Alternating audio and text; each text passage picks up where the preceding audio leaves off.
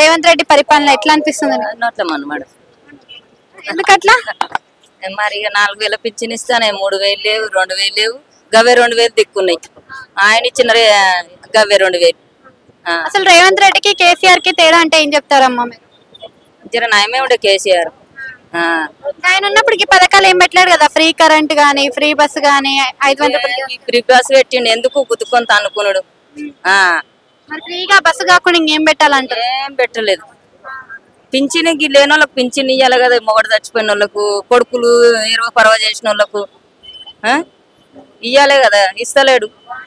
ఆయనే నయముండే, కేసీఆరే నయముండి. మరి కేసీఆర్ ఉన్నప్పుడు రైతు బంధు, రైతు బీమా అన్ని ఇచ్చిండు. ఈయన కూడా రైతు బంధు ఇస్తుండు, అట్లనే మనకి రైతు రుణమాఫీ కూడా చేసిండు కదా కేసీఆర్ రేవంత్ రెడ్డి. మరి ఏమంటారు? ఇక మాకు భూమి లేదు, చేయలేదు. ఇప్పుడు సర్వేలు చేసిండు అమ్మా, ఇల్లు ఇస్తామని చెప్పి. ఏం లేవు, పేర్లు కొంటామని పేర్లు వచ్చినాయి, మళ్ళీ బంద్ అయినాయి. ఇస్తలేడు. మాకు ఏ ఇల్లు లేదు, భూమి లేదు, ఏది లేదు. అంటే మీరు అప్లై చేసిండ్రా? అన్ని అవి ఇచ్చినవి ఇవి ఇచ్చినవి ఇచ్చినా గానీ ఏమి ఇస్తలేడు. లేదు.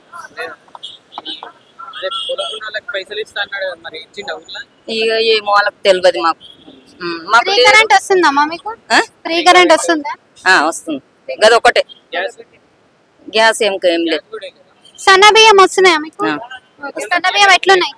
మంచిగానే ఉన్నాయి, మంచిగానే ఉన్నాయి.